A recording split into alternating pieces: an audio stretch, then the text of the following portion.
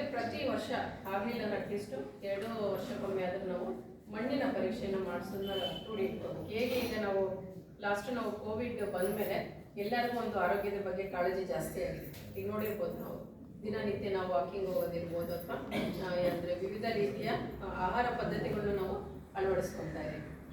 ಹಾಗಾಗಿ ಒಂದು ರಾಸಾಯನಿಕ ಮುಕ್ತ ಆರ್ಗ್ಯಾನಿಕಲಿ ಸಾವಯವದಲ್ಲಿ ಬೆಳೆದಂಥ ಬೆಳೆಗಳಿಗೆ ನಾವು ಹೆಚ್ಚಿನ ಪ್ರಾಮುಖ್ಯತೆಯನ್ನು ಕೊಡ್ತಾ ಇದ್ದೀವಿ. ಹಾಗಾಗಿ ಪ್ರತಿ ವರ್ಷ ಆಗಲಿಲ್ಲ ಅಂದ್ರೂ 2 ವರ್ಷಕ್ಕೊಮ್ಮೆ ಆದರೂ ನಾವು ನಮ್ಮ ಒಂದು ಮಣ್ಣಿನ ಪರೀಕ್ಷೆಯನ್ನು ಮಾಡಿಸ್ಬೇಕು. ಅದರಿಂದ ನಮಗೆ ನೀಟಾಗಿ ಗೊತ್ತಾಗುತ್ತೆ ಯಾವುದೇ ಅದು ಕೊರತೆ ಇದೆ ಅಂತೇಳಿ, ಪೋಷಕಾಂಶಗಳ NPK ಇದೆಯಾ ಅಥವಾ ಮೈಕ್ರೋನ್ಯೂಟ್ರಿಯೆಂಟ್ಸ್ ಅಥವಾ ಲಘು ಪೋಷಕಾಂಶಗಳ ಒಂದು ಕೊರತೆಯನ್ನು ನಾವು ಕಾಣ್ತಿದ್ದೀವಿ ಅನ್ನೋದು ನಮಗೆ ಗಣನೆಗೆ ಬರುತ್ತೆ.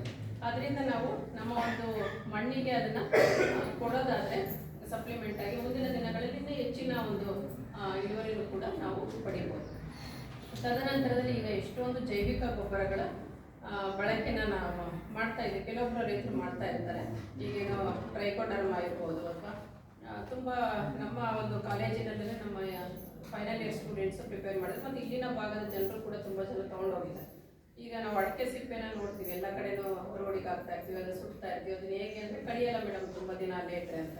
ಸೊ ಹಾಗಾಗಿ ಅದಕ್ಕೂ ಒಂದು ನಾವು ಕಾಂಪೋಸ್ಟ್ ಕಲ್ಚರ್ನ ಮಾಡಿದ್ವಿ ನಮ್ಮ ಕಾಲೇಜಿಂದ. ಅದರಿಂದ ಕೂಡ ನಾವು ಒಂದು ಕಾಂಪೋಸ್ಟ್ ಗೊಬ್ಬರನ ಪಡ್ಕೋಬೋದು. ಈಗ ನಾವು ಬಳಕೆನ ಮಾಡಬೇಕು. ತದನಂತರದಲ್ಲಿ ನಾವು ನೋಡಬೇಕಾದ್ರೆ ನಾವು ಎಷ್ಟೊಂದು ಸತಿ ಗೊಬ್ಬರನ ನಾವು ಹಾಕಬೇಕಾದ್ರೆ ನೀಟಾಗಿ ವಿಶ್ಲೇಷಣೆ ಮಾಡೋದಿಲ್ಲ. ಗೊಬ್ಬರದಲ್ಲಿ ಏನೇನಿದೆ ಅಂಶಗಳು ಅಂತೇಳಿ, ಪ್ಲಾಸ್ಟಿಕ್ ಇರುತ್ತೆ, ಇನ್ನೊಂದಿರುತ್ತೆ, ಅದನ್ನು ನಾವು ನೇರವಾಗಿ ತೋಟಕ್ಕೆ ಹಾಕುವ ಅಭ್ಯಾಸ ತುಂಬ ಜನಕ್ಕಿದೆ. ಸೊ ಅದನ್ನು ಆದಷ್ಟು ನಾವು ಕಮ್ಮಿ ಮಾಡ್ಕೋಬೇಕು.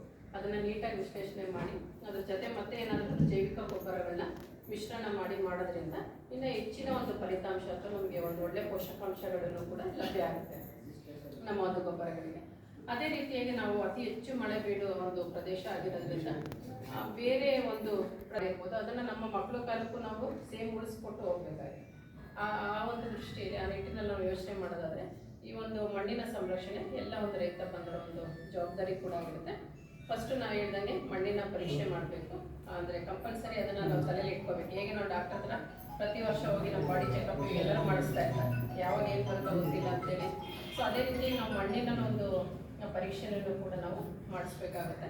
ಮತ್ತು ಅತಿ ಹೆಚ್ಚಿನದಾಗಿ ನಾವು ಜೈವಿಕ ಪದಾರ್ಥಗಳನ್ನ ಒಂದು ಕೊಟ್ಟಿಗೆ ಗೊಬ್ಬರ ಆಗಿರ್ಬೋದು ಅಥವಾ ಟ್ರೈಕೋಡರ್ಮಾ ಇನ್ನಿತರೆ ಅಂಶಗಳನ್ನ ನಾವು ಮಣ್ಣಿಗೆ ಸೇರಿಸೋದಾದ್ರೆ ಇನ್ನೂ ಅತಿ ಹೆಚ್ಚಿನ ಒಂದು ಪೋಷಕಾಂಶಗಳನ್ನು ಉಂಟಾಗುತ್ತೆ ಅಂದರೆ ನಮ್ಮ ಒಂದು ಮಣ್ಣಿನಲ್ಲಿ. ಅದರಿಂದ ನಾವು ಒಳ್ಳೆಯ ಇಳುವರಿನೂ ಕೂಡ ಪಡಿಬೋದು. ಅದೇ ರೀತಿಯಾಗಿ ನಾವು ಪ್ರತಿ ವರ್ಷ ಒಂದು ಬೆಳೆ ಚಕ್ರ ಅಂತಂದರೆ ಒಂದು ಕ್ರಾಪ್ ರೊಟೇಷನ್ ಮಾಡಬೇಕು.